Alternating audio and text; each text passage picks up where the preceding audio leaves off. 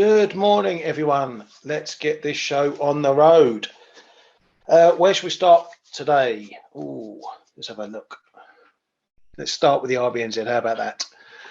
We got 50 pip hike, as largely expected from the markets. That kept the Kiwi on the front foot.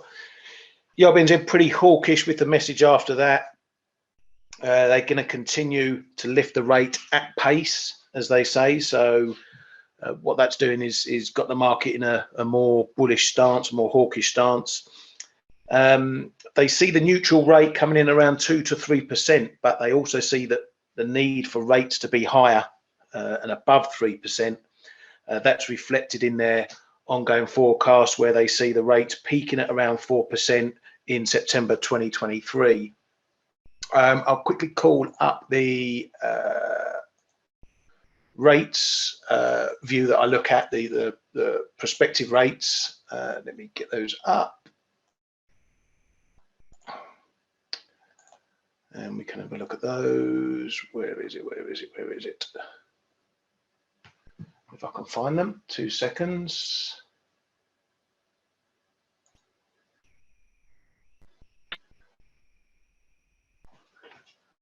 No, can't find them. Oh, where are we going? There we go. Right, so this is what the part of the market is expecting by the overnight index swaps. So as you can see, the next meeting is the 13th of July. 100% probability of a rate hike. Don't worry too much that it's only saying a 25 pip hike. If we look at the implied rate, we can see pretty much the rate levels that the market is pricing. So 2.44% is the rate there in for the 13th of July. So that, give or take, that's 2.5% in interest rates.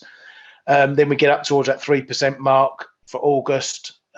So 50 pip hike next month, 50 pip hike in August.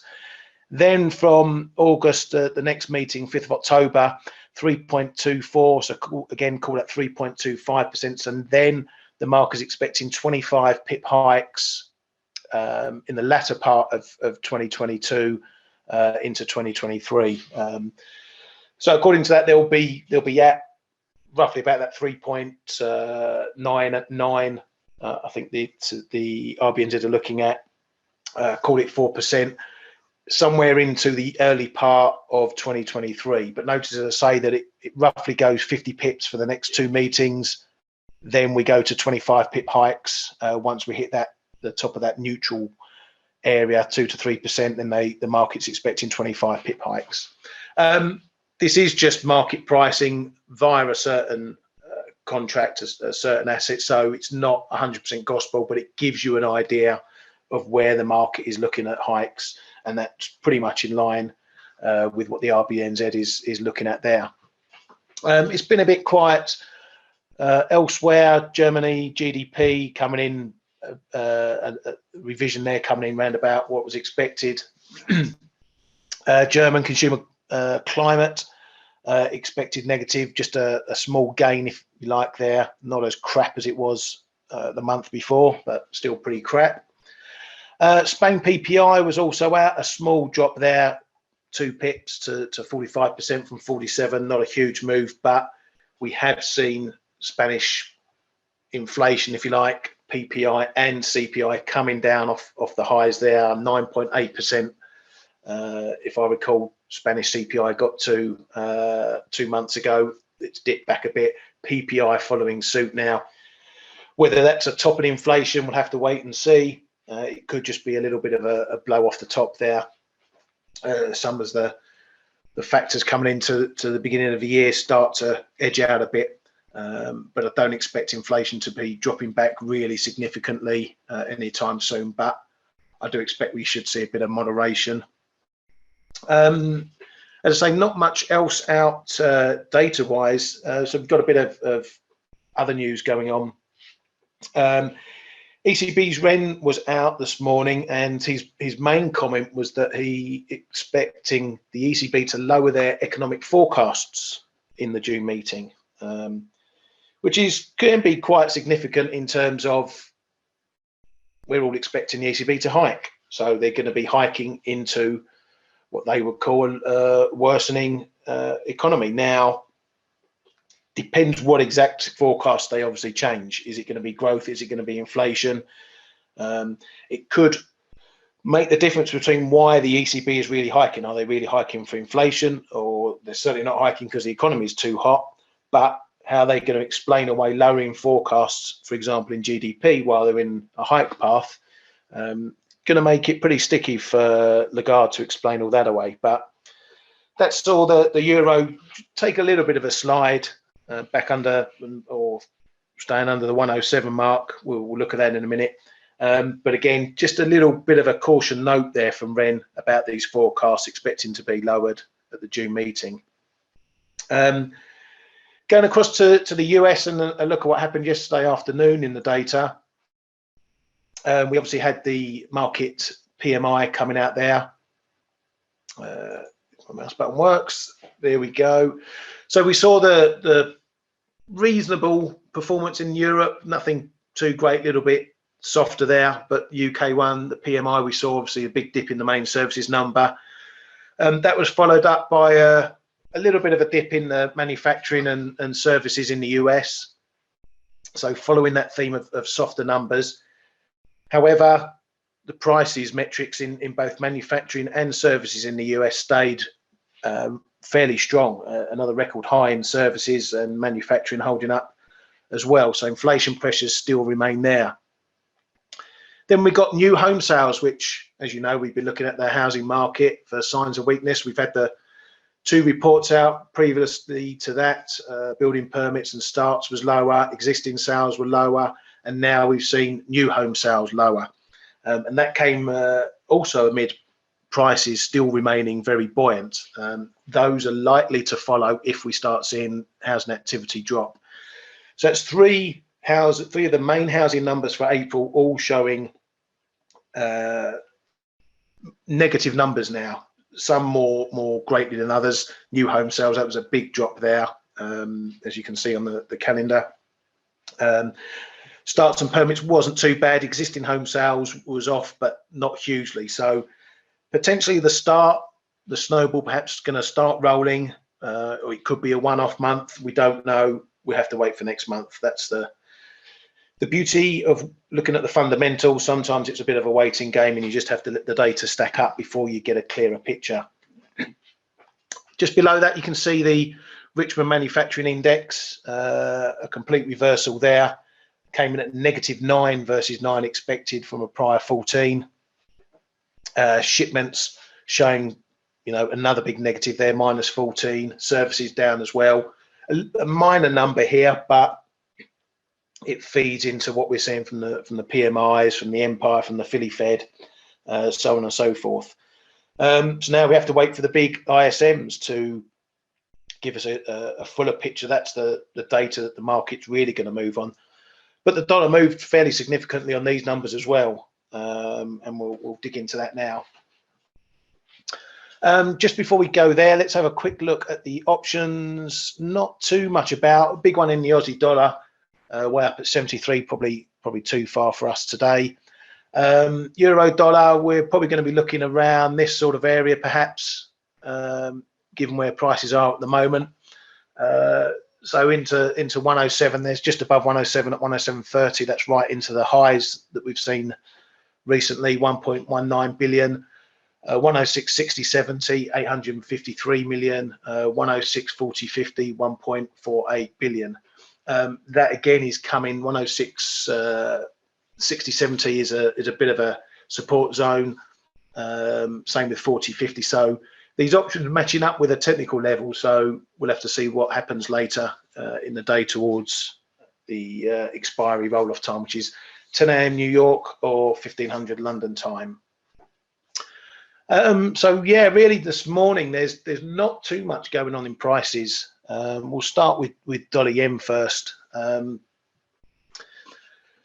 As we've been noting, as I was noting yesterday, I was getting very concerned about this constant move back down to this 127 zone, and indeed we got the break. I had the short stop in at 126.85, managed to cut out up to half the position around 45.50. And then I got done on the stop overnight. I didn't pull my stop down because I just I didn't feel that it had the legs to sustain the break. I probably should have done, hindsight being a wonderful thing, but I wanted to give myself a bit of room in case we got back up to this zone and it held, and then we came back down again. But it nipped me out at 15. Probably could have placed my stop a bit higher, but that's trading for you.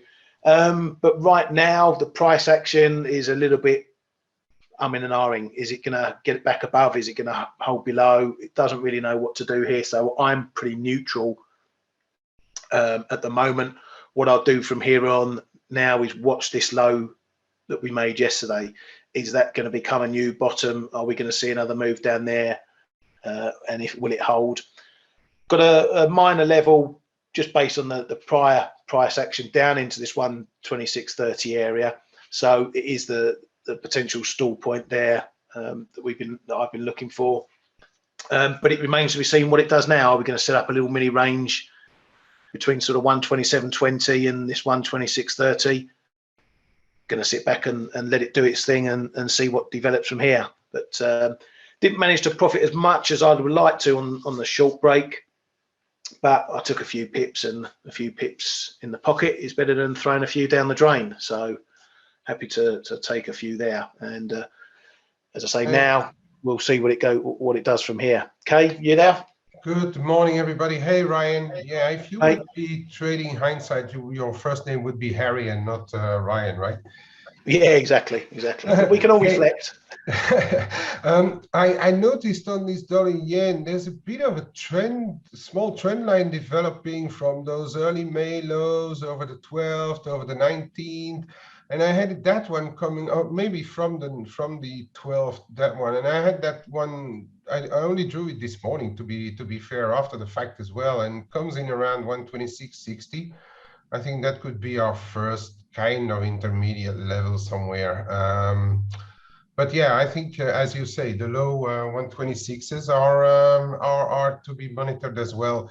Mostly it happened on the seesaw movements of yield yesterday as well, right? The US 10s dipped briefly under that 273, 275 zone. The twos are coming back to the 250, and it's worth talking about it when we talk about the yen, in my opinion, because if the 2 year is not something that Japanese investors trade, but if you look at what happened yesterday on the yields, the 2 year dollar yields, they came back to 250. And what is 250? It could be our neutral rate for the Fed members, right? Yeah. And yeah. I think that, well, my base idea is that we range trade until QT kicks in. I've already repeated that enough, but it's interesting that we start to hover around that level, which means the market may be kind of neutral. And also the dollar selling that we've seen over the past few sessions due to the yields coming off may slow down. That is just an idea. Just looking at where the levels are, looking at where the yields are right now. Yeah, and we know it's going to be affected at the shorter end, where this neutral rate settles. You know, even if you look to the 5 years, you know, they've been coming off as well. They might sit a bit higher, but even they're going to start creeping, I think, down towards the 2.5 mark.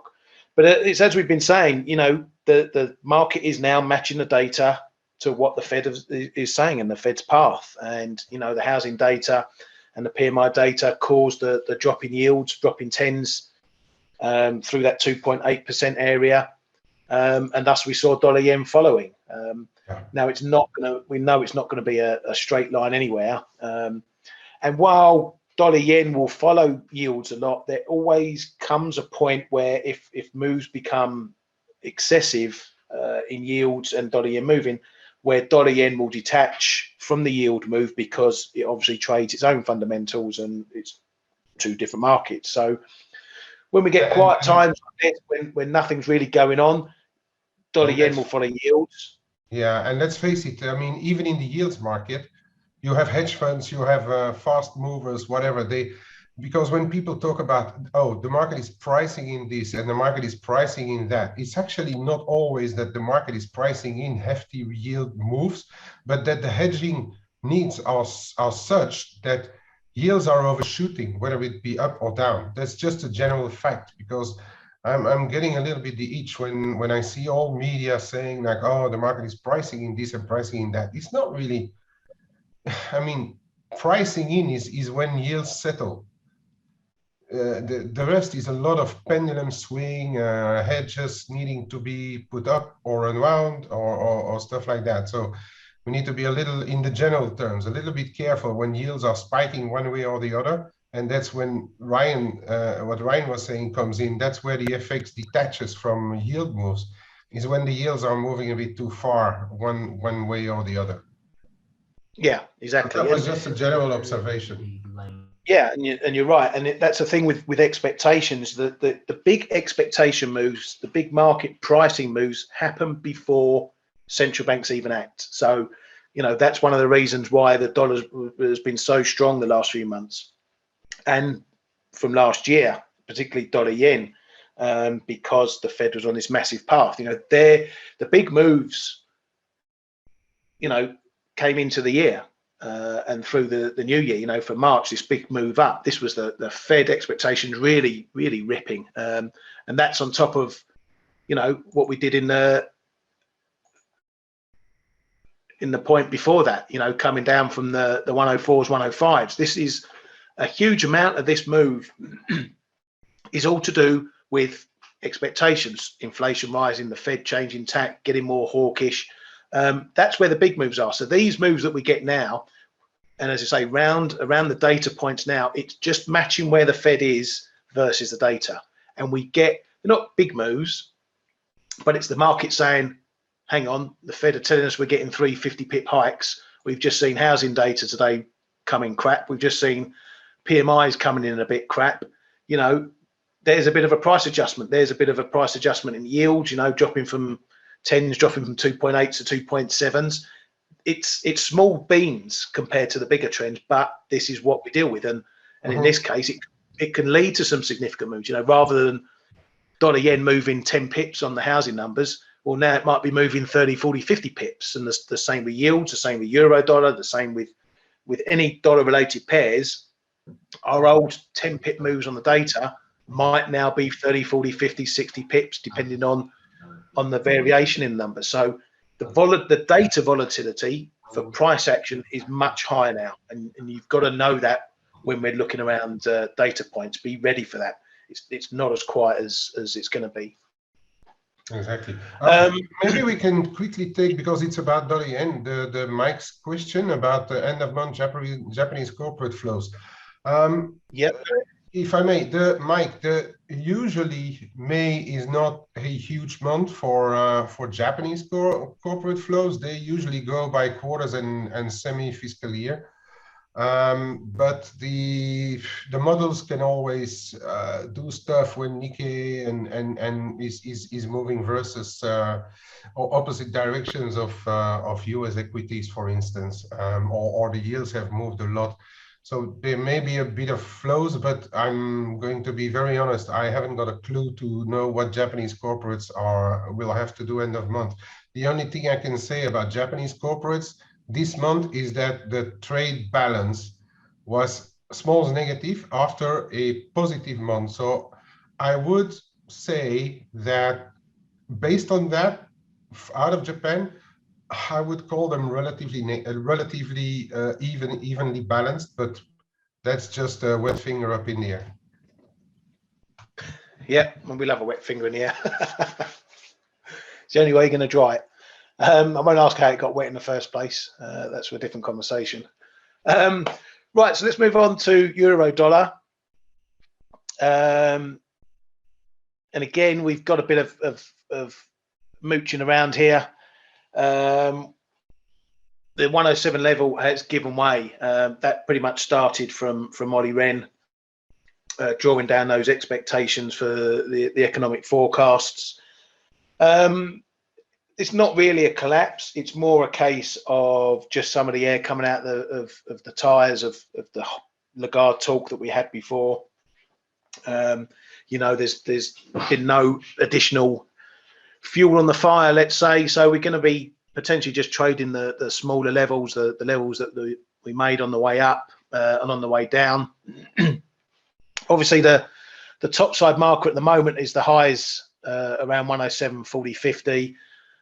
That's just stepped down a little bit to the 40s. Typical price action when you make a high and you come off, and suddenly the sellers up here just step down a little bit there. So that's probably more the level we need to look at, but it's only sort of 10 pips off the 10 pips off the prior high. So not a big deal. Look at that as a whole on the wider basis. We have come back under the 107 level again through some of this prior resistance in the 90s. My next level was down at this 60 area, and we've just seen a bounce off of that at the moment. All small numbers, as I say. These are really small steps if you take it in the bigger picture. You know, we're looking, a lot of people now looking at this 108 area up towards this fib. We couldn't even get up close to it yesterday. So again, it just shows a lack of strength to really turn this trend around. But just looking, as I say, on the intraday basis, just pick some of these you know, minor levels that we're looking at. If we get through 106.60, we've got a bit of a level down here against this broken area, which was the former resistance. That stretches around from 30 maybe up to this, you know, 40, 45 area. That'll be the next support point. If we start knocking out some of these small support points, then, you know, it can be a bit of a snowball, and maybe if we get under there, we'll see a move back down to the low 106s, maybe even a bit worse. But there's not really a lot going on today. Data in the US, there's not a lot. We've got durable goods, the NBA mortgage data, which, as you know, we've been watching very closely for signals of this housing weakness that potentially is coming in. Durable goods is a bit of a consumer related number. It deals with things like washing machines and household goods, as well as the big ticket items, you know, in defense, aircraft, that sort of thing. So it can be a very volatile number. Let's have a quick look just to see what we're expecting from it today, just so you get an idea. While you're looking, it could be interesting because of Target and Walmart saying that their inventories are rising a lot. If that already shows in the April data, it might be interesting, as we've seen. Like, there's a bit of a change from in general from April to May data, so it might only show up in May in the end. Yeah. But it would be interesting in that respect if it shows already up in the April data. But yeah, so far durable goods have not been major market movers so far. No, and it's the this one here is the capital goods orders non-defense ex air number. That can be one of the ones that moves the market, because it's seen as a sort of a capex, if you like, intentions, how markets view or how firms view you know, their investment and putting money into stuff. But as you say, yeah, the durable goods, it's expected to come in higher, or at least with positive numbers. So like you say, we could be seeing here another positive month in April because of a lot of this inventory building. And if that is the case, and that inventory building in particular retailers is widespread, as Kay says, then it could be from May we start to see those durable goods dropping back, because inventories are full, orders that will then drop, and that will again feed into the negative numbers that we get. So yeah, that's from durable goods. To say nothing else out. The NBA data, we'll be looking at that, a shocking minus 11% on applications last week. Again, this is a weekly number. Keep an eye on the mortgage rate there to see if it's going up or coming down.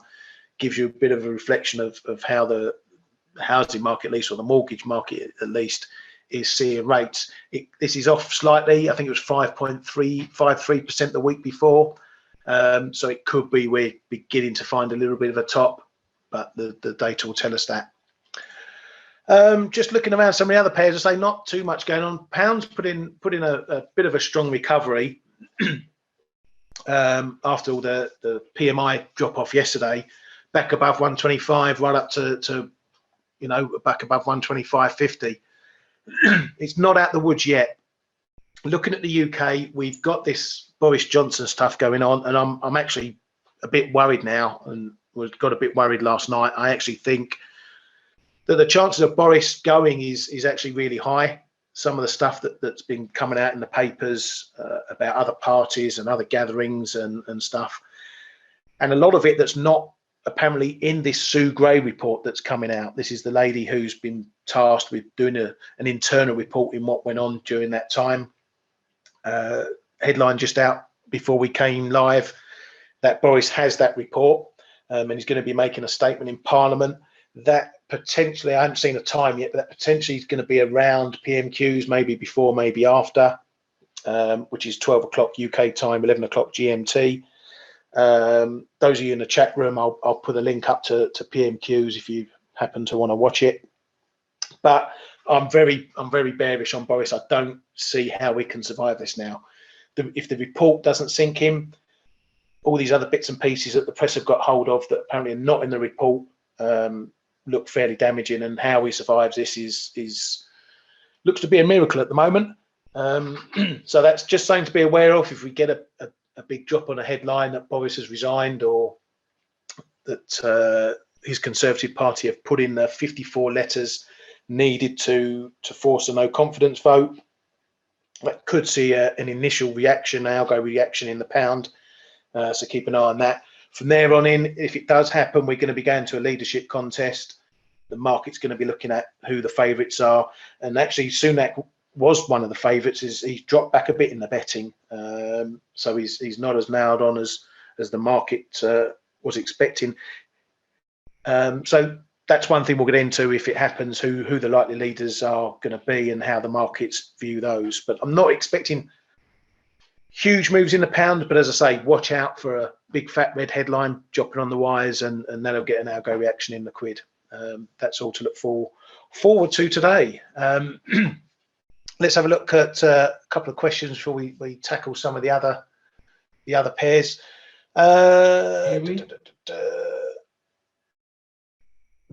Kiwi, Mike is asking. Yeah, Marcy and Danielle, what can be the best take profit target and stop loss for today? It's euro dollar. Euro dollar, is it? Yeah. And what are you trading, Mercy and Danielle? You got any levels particularly, or you ask? They're asking in the Q&A. They're asking, can we take the 108.90 as a target? The which, sorry? 108.90 in the Q&A. She's asking, or they are asking, what can be the best take profit and stop loss for euro dollar today? Can we take the 108.90 as a target? It's a bit, without knowing exactly what you want to do. Are you long? Are you looking to short? It's a bit difficult for us to sort of, advise or give a view on what you're doing. Purely from my perspective, I'm long. I've wanted to be long for a while. I scratched the itch when we were down in the low 104s. I'm still sitting on my long.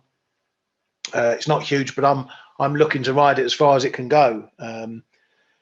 To me, 108.90, call it 109. We're going to see resistance into that area naturally, but the bigger zone above there is up towards the fib and this old resistance area around 109.36.40. That was a big level back in April as we broke through. We attempt, then it was support again. Then as soon as we broke it the second time, it became resistance, and solid resistance at that. But that's one level way above. At the moment, if we can't even get close to the 108 level, there's no point talking about the 108.90s, 109s. If you're looking to buy it, if you're looking to go long, as mentioned, we've got some small levels that we're dealing with at the moment. Your bigger level is down at this 106.35, and then probably from there, I may not even look to touch it until we have a look at the 105 again. So it depends on what you're doing, what you want to do, and which way you're looking to position. Joseph, do you think euro dollar will come to parity before a move back up? I've already half answered that one, but please go ahead. Yeah, we'll talk about it while we're here. No, in a word, not right now. When we were trading down here, 103.40, the mood in the dollar, the mood in the market generally, I was more expecting parity than anything else. But since we've had this term from the ECB, and since now we're starting to see a small wobbles in US data, no, I don't think we see parity unless the narrative really changes somewhat.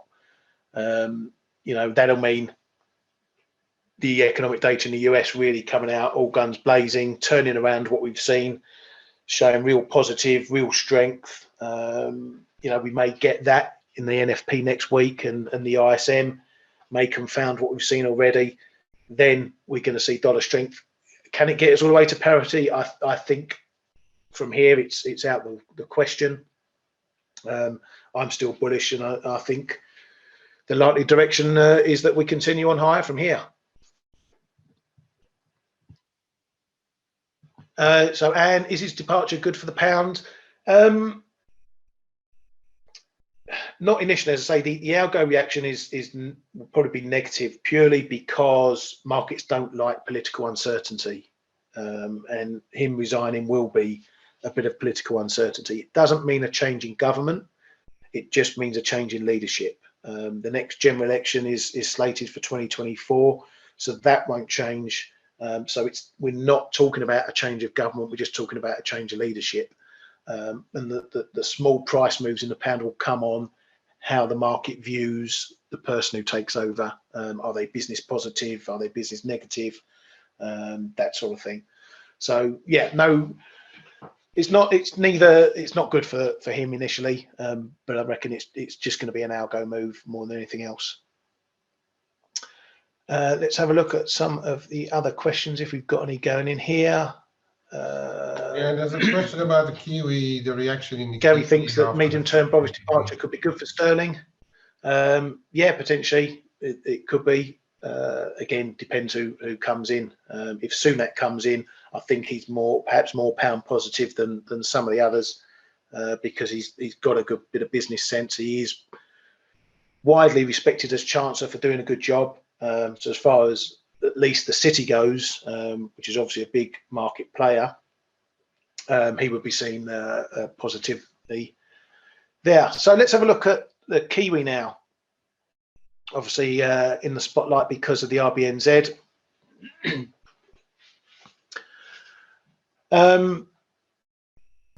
Right, so we got that fairly good, decent move up, which has pretty much more half reversed since then. So we're back in already. We're undoing a rate move. The RBNZ can be a bit of a funny one. It's one of these central banks that you can actually see the opposite move happen than what you expect over central bank decisions. I've seen it where they cut rates and Kiwi jumped because the market was so priced in. It just it got the trade it wanted and it got out. So the fact it hasn't held its gains at the moment could be a little bit of a worry. Perhaps it's going back to the bigger fish to fry, and we're looking at what the dollar's been doing. I've not seen any negative news to cause this, but we're seeing a little bit of dollar strength coming in off the back of it. Looking at the move in general, taking some of the sort of shorter term technicals into play, take this move from Can I just from add April. something on, So again, on the RBNZ, please, Ryan? It's what, sorry? Can I just add something there? Yeah, go ahead, mate. We have to also know, or the RBNZ governor is very hawkish right now, but we have to know that since he's been in there, he's done already twice 180 on monetary policy. He's done already 2 times. He went from neutral to uber dovish, and then all of a sudden turned around to uber hawkish. So now he's in that uber hawkish camp, but we have to be really careful with RBNZ and also with the size of the Kiwi market. when it takes you $1 billion to move euro dollar 5 pips, it's with $1 billion Kiwi, you can move the Kiwi a 1% if you're in the weak side of the market. So Gary, whether it's credibility or not, is just we just have to be aware that as well the RBNZ as the Kiwi can be very volatile. So a 50 pip move from the high after a rate hike is not something unseen. So just be a bit careful with volatility, and the volatility in OR's approaching of the monetary policy. Yeah, well said, mate. Well said. And as we look at, we look at the pricing there, we've had this big drop down from the 70s. This was all the while we're dealing with a hawkish RBNZ. So again, that shows which side of the currency has the biggest influence, and it's obviously the dollar. So while we get we've had this move up, we've got this rate hike news. Now the path has been confirmed. Is there really any scope for higher rates? They're pretty hawkish. The market knows where they are. Then what happens is they say, right, we've priced the RBNZ now, we'll move on to other things. So we couldn't even get up to the 38.2 fib there, 65.29 ish. Where does it go from here? If you're going to be looking at buying dips, it's going to be down around the low 64s perhaps. And I don't really have a view in this one at all. I know we're looking at the crosses recently. The short-term trend is up, but I'm pretty neutral at the moment. I don't know if it's going to go to 70 or back down to 60s from here on in. Again, it's probably going to be a lot down to what the Fed is going to do. If the Fed looks like they might have to go backtracking, then you're going to see currencies like the Kiwi, like the Aussie dollar shooting higher. Now, what we can do is have a look at the match off between this and the RBA. That's well reflected in obviously Aussie Kiwi. You want to take a long view of this one. It's done nothing really. It's stuck in a really tight range. Since 2014-15, even coming through the virus situation. Before then, we had some big moves, but if you look at it, they're both in the same bracket. They're both hiking. The RBNZ is perhaps a bit more hawkish than the RBA in terms of its rate path and what they're going to be doing. But looking at the wider trend here, you can't see any real reason why we're going to break out of the range. So if you're looking to trade it, this may be one more for a longer term time frame. Look at the top of the range up here. Maybe if we get up to that fib level, then try and ease into some shorts and see what it brings you. But if you're looking to play around in the middle here, then you really got to pick your smaller levels. 108 is one of them there. A bit of a support and resistance area developing, so keep an eye on that one. But in terms of monetary policy, it's edging towards the side of the Aussie and the RBA, but in the longer term trend, it's a big, huge consolidation period. You got anything you want to add on the cross side of things? Okay. No, absolutely not. I'm really taking punts here and there, but we're actually inside some minor ranges, and around 110 a bit expensive right now, below 108 a little bit cheap in the really short term, but that's really it right now. And as you rightly say, it's a bit of a race, a catch-up race between RBA and RBNZ. The next one will be RBA on the calendar on the 7th of June, and Aussie Kiwi can be back at 110. I mean, I don't see the only thing where I would say that there is a possibility for Aussie to take the upper hand again is one, the RBA catch up, but then two, if China really reopens. The problem is Beijing cases in the virus cases are still going up. So that puts us back into the range, in my opinion. Yeah, cool. And I hope I'm we don't sound too negative when we don't really have a view of some pairs, or we don't have massive analysis to give on some pairs. For me as a trader, there's times when markets are just looking very flat and very neutral, and bereft of ideas, if you like. And I don't tend to force myself into looking for things that perhaps aren't there, looking for trades just for the sake of trying to find a trade. If I think that a currency has gone neutral, then I'm going to reflect that in my trading, just like dollar yen. I think we've gone neutral now around this 127 area, so I'm just going to sit back and let it do its thing and let the price levels develop and come to me. So I just want to point out, I may sound a bit negative when talking about some pairs. I don't have an idea, I don't have a clue. But that's sometimes what happens with trading, depending on how you trade. That there's times you look at pairs and think, I see nothing here, and you just wait until you do see something. So just wanted to point that out, that not you don't need to find a trade in every single pair, every single moment of every single day. Right, let's have a look. Anyone else had anything there? Arif wanted a quick look at gold. So have a look there. For me, again, button itself up against some prior resistance. Bit more long term here. We saw this level bit on and off around about the 1870s, probably stretched up to 1880s. I know a lot of people are looking at. So a bit of a zone, let's call it 70-80 at the moment. Coming off some it's one of those constant support and resistance areas. When you get a break, it holds. When you get a break, it holds, and then maybe get a little bit of messing around, but then it holds, then it breaks, then it holds. So it's one of these areas of interest. If we're gonna see gold move higher, this is the area it's got to get through, get above that 80 level, and we're going to be having a look at the 19 handle. Conversely, if we can't get through there, then we're going to be looking lower again, and then we're going to be looking at where our spots are. So again, for me, I'm not bullish or bearish on gold at the moment. I think it's been acting relatively strangely, and we've been talking about that on Face. That the Bitcoin influence is maybe now more coming in as the inflation hedge, or the difference to how gold's been trading at the moment.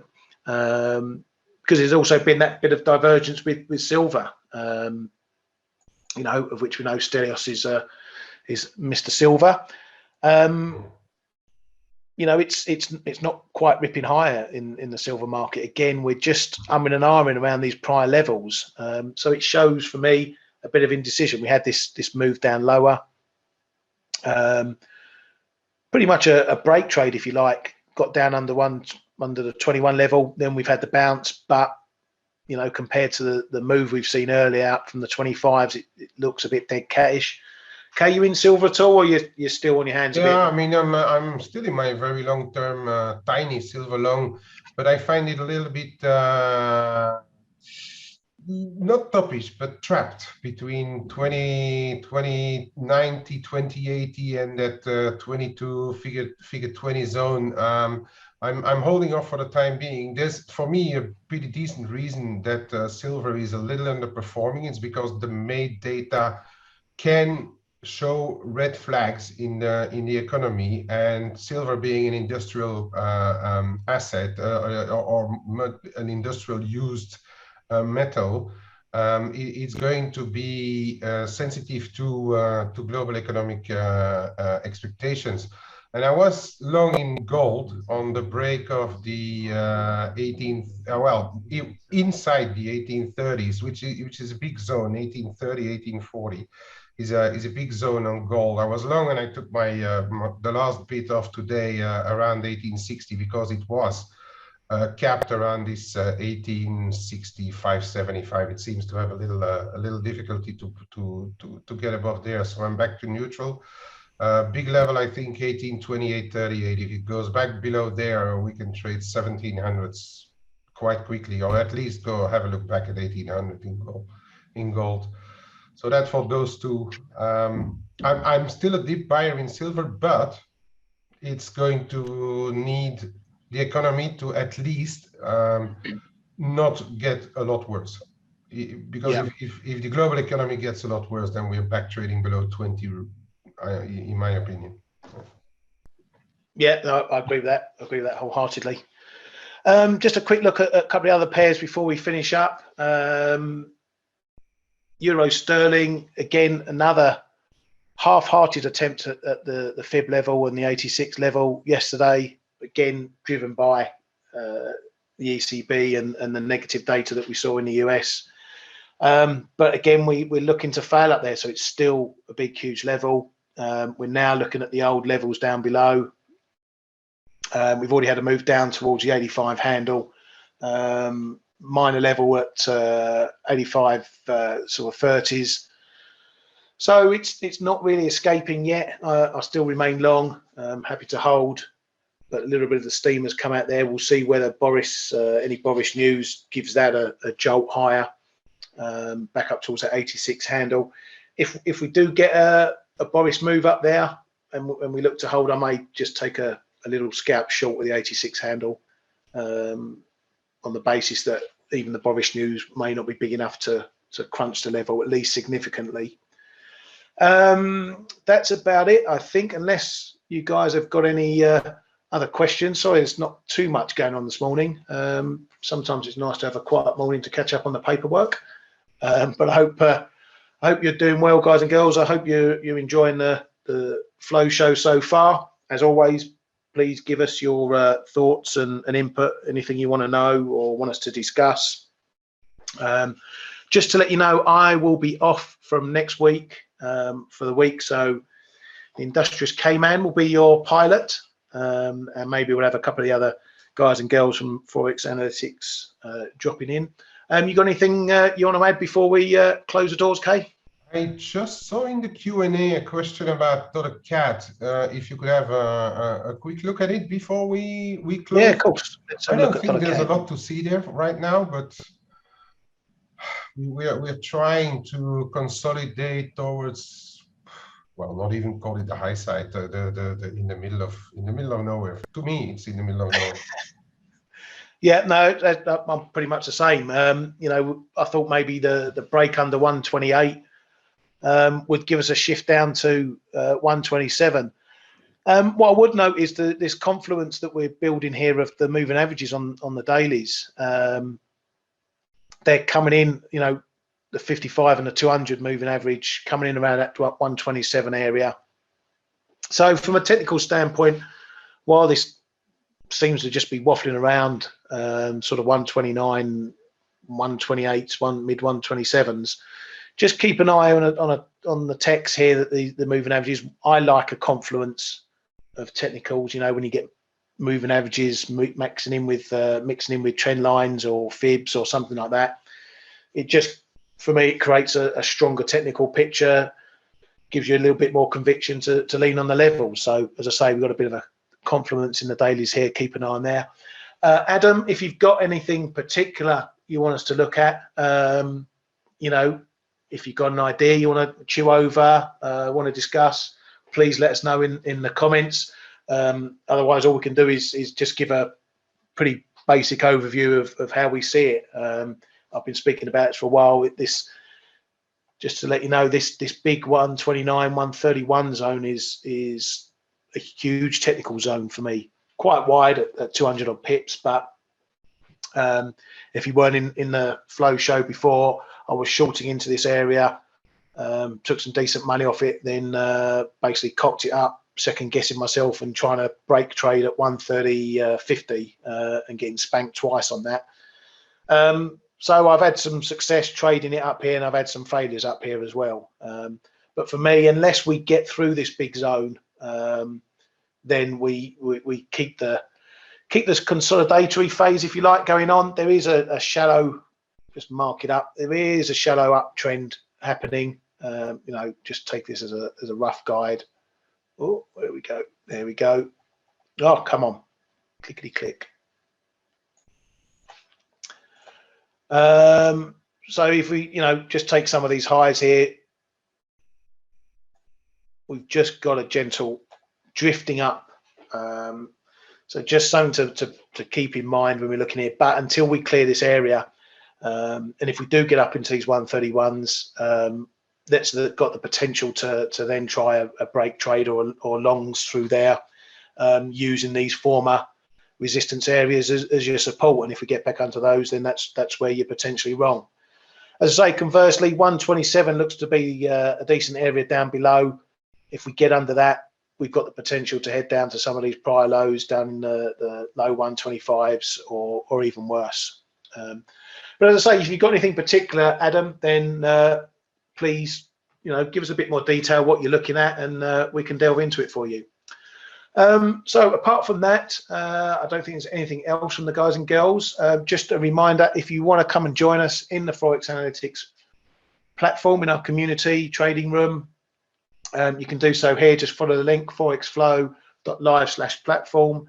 From there, you can get a 20% off your subscription, and that's for the lifetime of your subscription, not just a one-off or 2 months. And if you want to look to upscale your trading, ForexAnalytix is running the traders funding program where you can get a funded account of up to 500,000. That will also give you free access to the ForexAnalytix platform for different periods of time, depending on which account you scale up to. Please have a look at there. You can get that on details of that on the forexflow.live site and look for the funding program. As always, thank you very much for coming to the Flow Show. It's always a pleasure to have you guys here. Hope we're giving you some benefit, and have a great day today, and we shall see you tomorrow. Have a great day, everybody. Hey traders, this is Blake Morrow with ForexAnalytix. Thanks for stopping by our YouTube channel. Don't forget to like these videos, share them, and subscribe to our channel so you don't miss any of the content that we provide here for free. Thanks for stopping by. I'll see you in the next video.